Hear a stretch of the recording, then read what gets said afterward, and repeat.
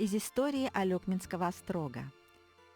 В челобитной Петра Бекетова записано: «Да в прошлом, государь, во 1635 году послан я, холоп твой со служивыми людьми на великой реке Лени, на устье реки Алекмы, острог поставил и всякие острожные крепости учинил».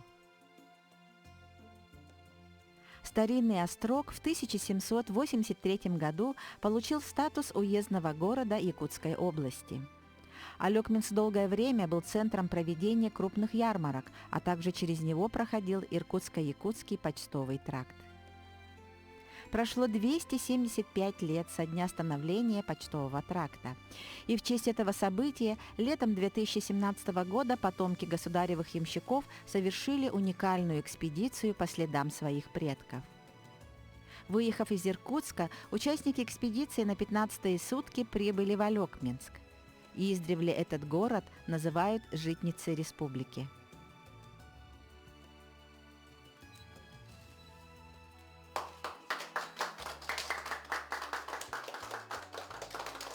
Специально к юбилею почтового тракта народный мастер Архип Дмитриевич Павлов создал диораму «Ямщицкое подворье». Ее установили в Музее истории развития земледелия Якутии. Все детали этой монументальной работы изготовлены из разных сортов дерева, растущих на Алекминской земле. Окладом послужила лиственница. Все объемные фигурки сделаны из кедра. Кроме этого, использованы береза и сосна. Прототипом этой истории послужил реально существующий двор семьи Кулагиных-Пшенниковых из села Кочегарово. Эта уникальная работа олицетворяет образ жизни многих поколений приленских ямщиков.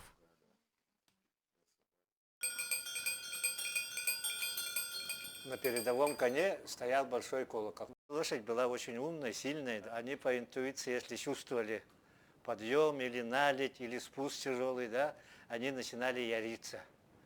Да, вот, яриться, мотать головой, фыркать, да, трясти вот гривой. И колокольчик в это время, конечно, у него звук меняется. И которые сзади идут, возчики, уже по звуку определяли: ага, трудный участок. Или же, например, возница везет там пассажира, да, вот колокольчик однотонно звучит, скучно, да, значит, дорога длинная, спокойная, люди дремлют, да, вот. Лошадь не беспокоится, спокойно так бежит, да. Если же колокольчик зазвенел весело, лошади начинают фыркать, мотать головой, они чувствуют близость отдыха, да, вот. Скоро сено поем, овес поем, да, уже они чувствуют, начинают. Люди тоже чувствуют, ага, вот колокольчик весело зазвенел, лошади ход прибавили, да, значит, дом близко, значит, скоро тепло, скоро горячий чай попьем, да, там табачку покурим, там еще. Это тоже вот такая внутренняя философия интересная, да, вот. По сравнению с другими улусами, у алекминские лошади всегда были подкованы как ездовые, так и тягловые. Вот тут даже можно посмотреть, вот здесь вот по размерам они все разные. Начиная от большого, кончая вот маленьким, да, вот здесь можно определить. Вот это легкая верховая, это уже тяжелая тягловая лошадь. Эти молоточки для очистки вот этих подков от налипшего снега или льда. Здесь они тоже по размерам отличаются. Вот это вот от ездовой легкая, да, вот маленькая копытца очищает, да, а вот это вот тяжелая, которая очищает более крупные копыта, да. И вот с этими вот молоточками связано название Этюэлях Алёхмелерден. Все улусы знали, да. Раньше были суровые времена, да, люди суровые, разборки на дороге получались, да, и вот, естественно, это тоже как атрибут самообороны был. Здесь вот хомут висит, вот, красной этой ручкой. Вот это вот отличие алекминских ямщиков. И алекминские ямщики обязательно носили красные кушаки. Для чего это делалось? Это знак. Издалека увидели красные кушаки, красный хомут, едут алекминцы. Поэтому вот увидев красные кушаки и красные хомуты, все сразу уступали дорогу. В музее каждый экспонат дышит историей, в том числе и экспедиционная карта, имеющая непосредственное отношение к почтовому тракту. Выполнена на ткани. видно, что претерпела столько времени, да, и проконсультировавшись с коллегами из музея Ярославского, мы пришли к выводу, что это экспедиционная карта от Пеледуя до Якутска. И Алёкминский участок тракта обозначен в 28 станциях, от станции Тинной до станции Малыканской. Мы склонны предполагать, что такую точную карту сделали в начале 20 века. Я думаю, она была очень удобна в эксплуатации, когда такой свиток можно было легко поместить в карман тулупа, скажем так. Очевидно, ее автор делал ее зимой, когда дорога была по тракту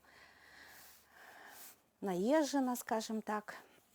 И вот такое свидетельство того времени имеется в нашем фонде. Не только в музее, но и в районной библиотеке алёкминчане собирают материалы о почтовом тракте. Главный библиотекарь Нина Яковлевна Дегтяр еще несколько лет назад выпустила сборник под названием «Учрежденный по высочайшему повелению». В этом издании собраны воспоминания старожилов Алёкминского района.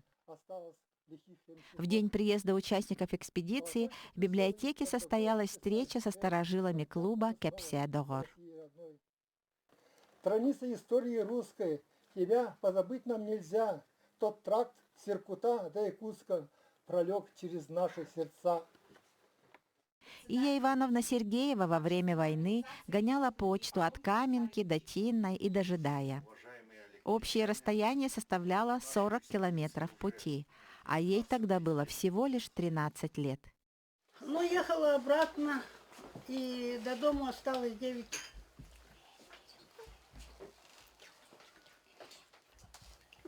километров.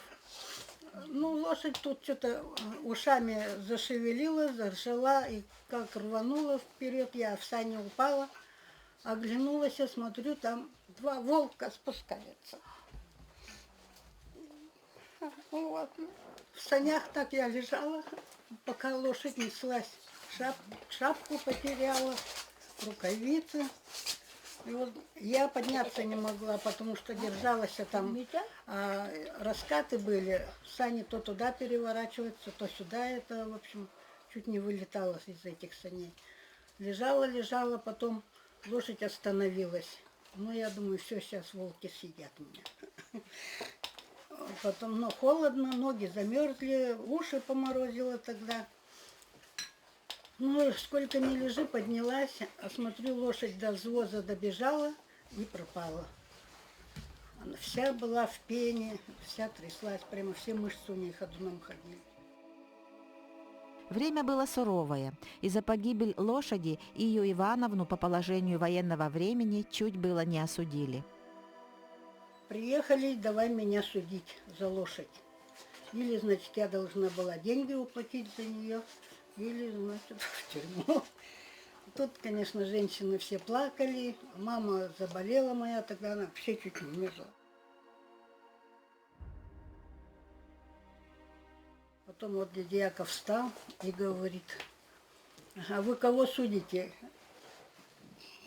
Ребенка судите, говорит, ей как в куклы играть надо. Ну, в общем, говорит, а вам на фронте надо быть, а не детей ездить судить. Ну, конечно, меня не посадили. Все тише глухих деревушках, здесь песен давно не поют. Одни старики и старушки в глубинке России живут. Одни старики и старушки в глубинке России живут. Каждая почтовая станция имеет свою историю и героев, помнящих события давно минувших дней. Для общей летописи почтового тракта эти воспоминания и откровения имеют особую и важную роль. На следующий день потомки государевых ямщиков продолжили свою миссию, собирая новые материалы о почтовых станциях Иркутско-Якутского тракта. Хангаласский улус, да? Все, в Хангаласском улусе мы.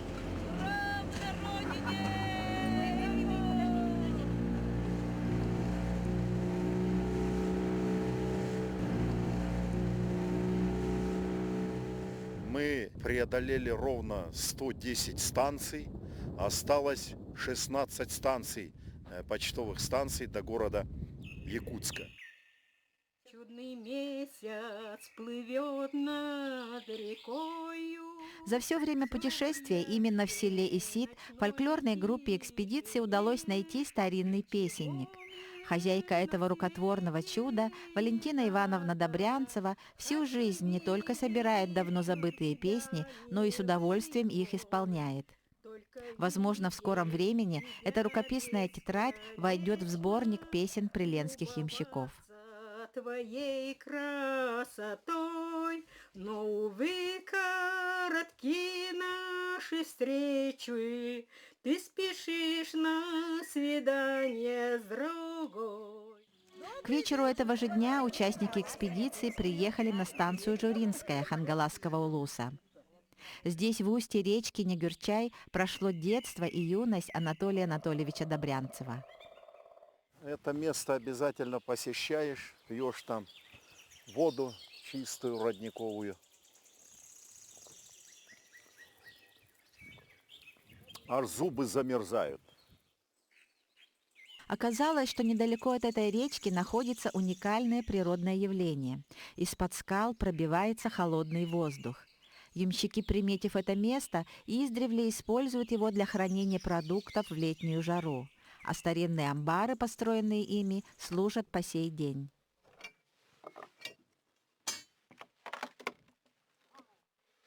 Ниже минус 20 не опускается. Такое уникальное явление. Тут вот таких малых, больших, средних, где-то 30 строений.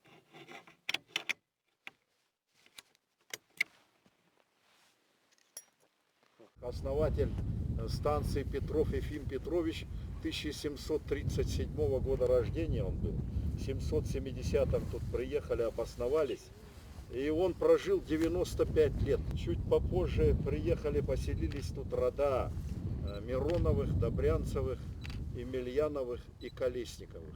Вот порядка более 150 лет основная деревня вот в этой стороне находилась. И вот здесь все дома были построены. Отсюда до нашей речки вся первая деревня, первый почтовый станок здесь стоял. И тут дома так плотно стояли, что наши деды рассказывали, вот отсюда до речки, это порядка около километра, не слезая с крыш амбаров и домов, значит, по крышам перебирались дети. По-прежнему просится, а я все не еду, дела и дела. Журинская почтовая станция теперь носит название Кытылдюра. Здесь находится родовое поместье семьи Добрянцевых. Хозяйка дома Антонина Семеновна заслуженно носит звание матери-героини и кавалера знака «Высшая благодарность матери». Действительно, ее главное богатство – это 8 сыновей и 2 дочери, а ее внуки и правнуки являются носителями традиций приленских ямщиков в 10 и 11 поколении.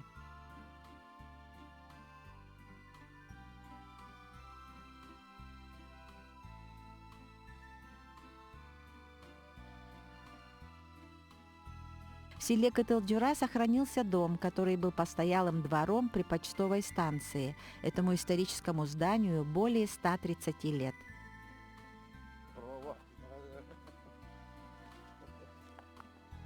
В каждом ямщицком поселении есть чему удивиться. Еще не все утеряно и позабыто. Яркий тому пример мы увидели в селе Идяй Хангаласского улуса. Село Идяй было основано в 1955 году в связи с укрупнением колхозов. Туда переехали жители ямщицких станций Оймуранская и Аддабанская. Давно на карте нет этих поселений, но память о них жива. Ну, наш предок Прокопий Филиппов с Ярославской губернии сам.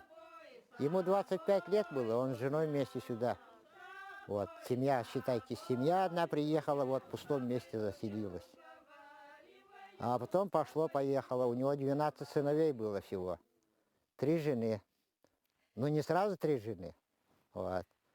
А мы от его 4-го сына род наш идет, Андросовский, от Григория. Андрос, Александр, Иварес, вот эти имена были коронные наши, андросовские. Это означает, что мужественные защитники. Ой, род Филипповых не сосчитать. Это начиная с Алекмы и до Амги доходит.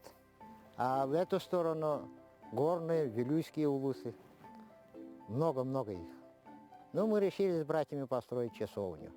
С помощью администрации. Администрация, конечно, помогла. Тогда Роман Ильич Филиппов был. Мы поехали специально к владыке Зосиме. Прощение ему написали, он разрешение дал. Потом одного попа отправил специально, чтобы место подыскали. Вот, осветил вот это место. В 2012 году уже достроили все. В 2014 году владыка Роман уже осветил, икону поставил.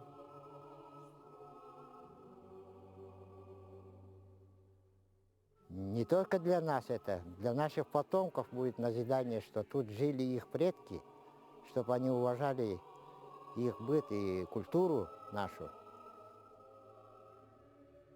На территории почтовой станции Оймуранской до сих пор находят исторические артефакты давно минувших дней. Они бережно хранятся в музее села Едяй.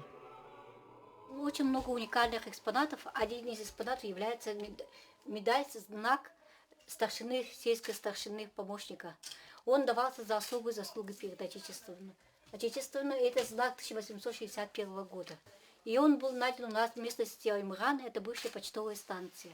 И мы пока еще не знаем, кому он был именно выдан, но есть предположение, что дали Петру Филиппову, потому что в то время, именно в конце 19 века, в начале 20 века приветствовалось имя открытия школ.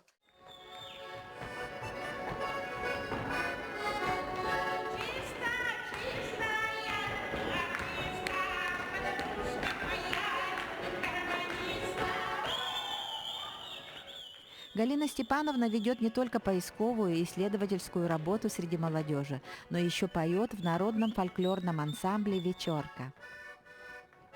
Побывав на одной из репетиций, мы поняли, что репертуар ансамбля давно вышел за пределы обычного исполнения песен и частушек. «Вечерка» за более чем 30-летний период своего существования переросла в коллектив, распространяющий старинную обрядовую культуру приленских ямщиков. В селе Едяй до сих пор справляют свадьбы всей деревней, как это было принято во времена ямщицкой гоньбы. Возможно, поэтому семьи были крепкие да многодетные, как у Клавдии Дмитриевны и Петра Григорьевича Филипповых. С молодости они были приучены ямщицкому делу и живут рука об руку более 60 лет. Хорошо приглянулись, конечно. Хорошо. Поэтому 8 детей родили. Но он молодой был, красивый был раньше, кудрявый был еще. Притом, мои дети кудрявые все, особенно парни. И дочка есть кудрявая. Вот так живем, старику я целую. Так. И все. Люблю, счастье люблю. Коста старая, да. Не так уж старая, конечно. Ой, беда.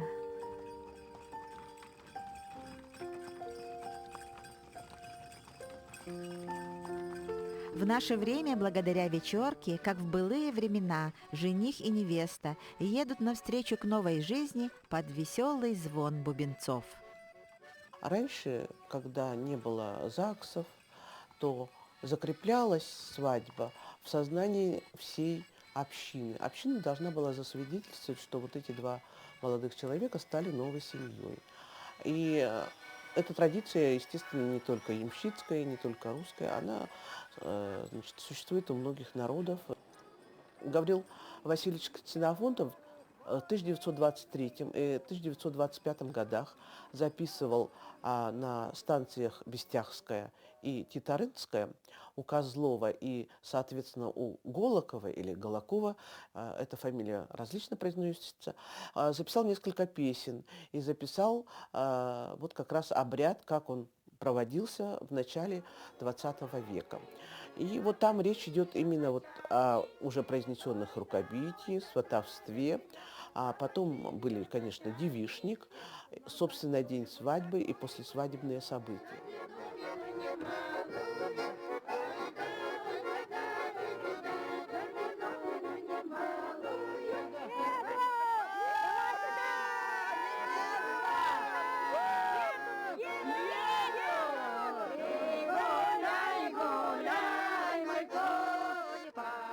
Те, кто принесли обряд в Якутию, они как-то вот не знали, не помнили этих песен, но они приспособили песню «При лужке».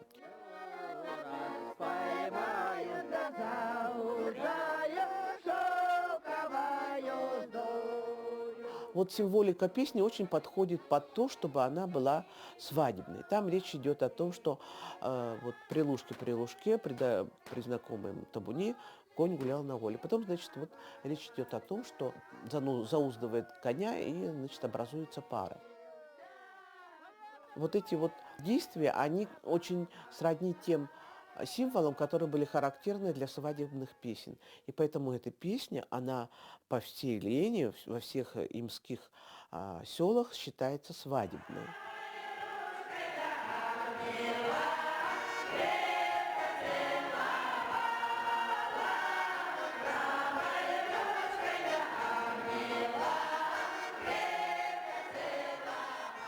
Девушка не просто прощалась с родной семьей, но и с тем, какой она была вольной птичкой до того, как она вышла замуж. У крыльца высокого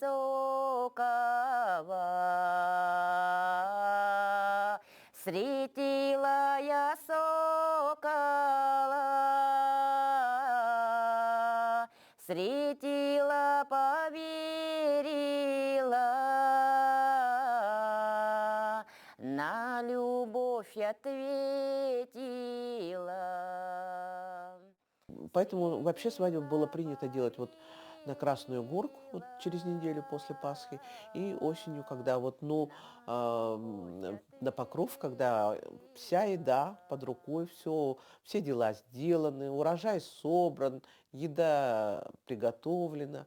Поэтому старались, чтобы свадьбы были застольными, чтобы было чем угостить гостей.